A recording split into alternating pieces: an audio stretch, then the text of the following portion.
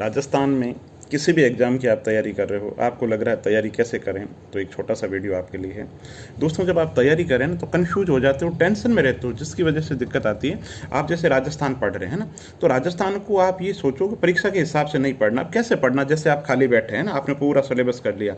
अब मैं बताता हूँ कैसे आपके दिमाग में सवाल आने चाहिए। आपके दिमाग में ये सवाल आने चाहिए कि यार, हाड़ौती क्षेत्र के अंदर कौन कौन से जिले हैं, ठीक है, हाड़ौती की जलवायु कैसी है, ठीक, हाड़ौती क्षेत्र के अंदर कौन कौन सी मिट्टी है, हाड़ौती के अंदर क्रांतिकारी कौन कौन से हुए, प्रजामंडल के अंदर कौन से था, कौन सी उस समय की संस्था की स्थापना हुई थी, और फसलें कौन कौन सी होती है वहाँ पर, कोई बड़ा इंस्टीट्यूट है क्या, इस तरीके से कर दिया।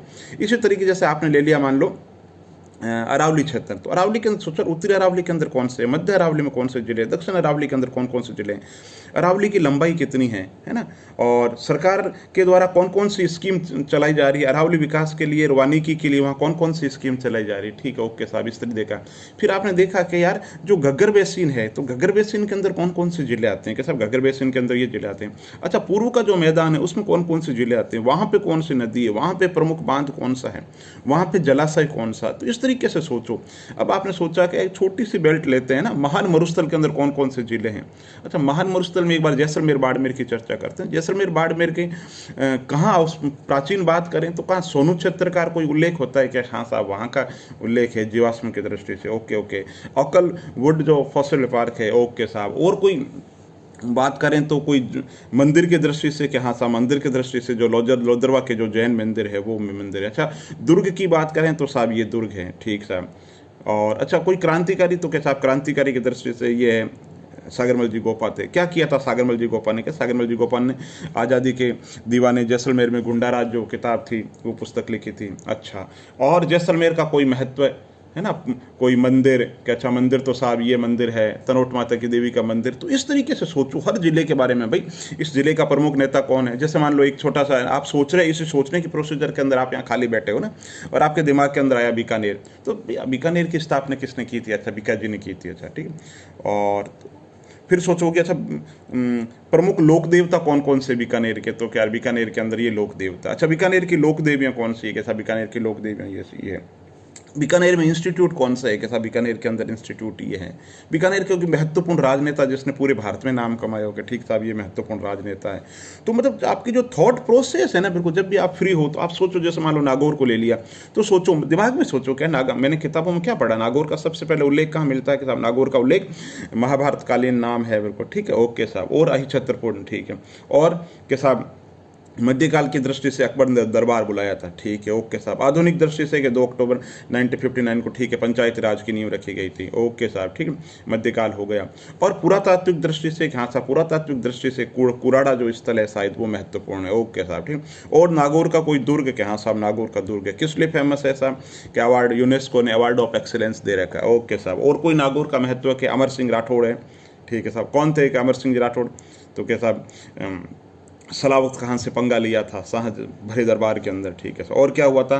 तो साहब के मतीरे की राड हुई थी, किन के बीच में हुई थी? कि कर्ण सिंह के बीच में, अमर सिंह के बीच के अंदर हुई थी। तो इस तरीके से आप रखिए। और कौन हुई है साहब नागौर से? और महत्वपूर्ण व्यक्तित्व कौन है? कि नागौर से मीराबाई महत्वपूर्ण व्यक्तित्व। और कौन है साहब? कि नागौर के अंदर साहब तेजाजी महाराज हुए। अच्छा, नागौर के अंदर और कौन हुए? कि जोरडा के अंदर हरिराम जी महाराज हुए। नेशनल मूवमेंट के दौरान क्या हुआ था?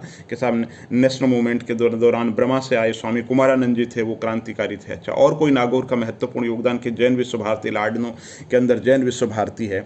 और कोई चीज़ याद आ रही हो तो फिर सोचो, खेती की दृष्टि से सोचो, कृषि की दृष्टि से क्या होता है? बाजरा होता है, नागौरी मेथी, पान मेथी होती, तो है ना। नागौर के अंदर उद्योग की दृष्टि से बात करें तो प्रमुख जो उद्योग है साहब, गोटन के अंदर सीमेंट का उद्योग है, भदवासी के अंदर जिप्सम का है ना।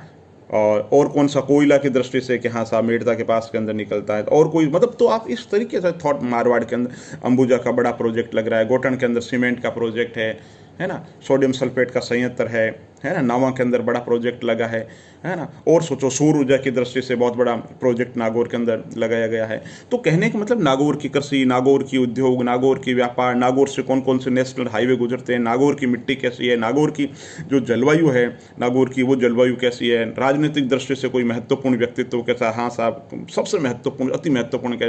राजस्थान के जो पहले वित्त मंत्री थे नाथूराम जी मिर्धा, राजस्थान के पहले वित्त मंत्री नाथूराम जी मिर्धा थे, वो नागौर से हैं। जॉइंट पार्लियामेंट्री कमेटी बनी थी, रामन्यास जी मिर्धा, वो भी नागौर से हैं। अच्छा, और कोई नागौर का महत्व राजनीतिक दृष्टि से हो गया, आर्थिक दृष्टि से हो गया, और कोई ख्याल की दृष्टि से कि हाँ साहब नागौर के अंदर कुचामणी जो ख्याल है उसका अमर सिंह है ना, अमर सिंह राठौड़ की रमत जो बीकानेर में खेली जाती है उसके जो नायक है अमर सिंह जी। तो इस तरीके से थॉट प्रोसेस है, कृषि, उद्योग, व्यापार, जलवायु क्यों रटते हो? बड़ा आनंद आएगा आप आज मेरे कहने से। राजस्थान का जो सामान्य अध्ययन है ना, जो आपने पढ़ रखा है, नहीं पढ़ रखा तो इस दृष्टि से पढ़ो, और अगर राजस्थान की बुक्स बहुत सी पढ़ रखी है आपने तो आप इस थॉट प्रोसीजर से सोचो। आज आप जोधपुर लेकर के बैठ गए तो फिर यही फॉर्मूला की स्थापना किसने की थी, कृषि की स्थिति क्या है, उद्योग क्या, वहाँ पे प्रमुख क्रांतिकारी कौन कौन से हैं, कौन कौन सी साहित्यिक और सांस्कृतिक संस्थाएं काम कर रही। तो इस तरीके से आप तैयार करो दोस्तों, आपको बहुत आनंद आएगा।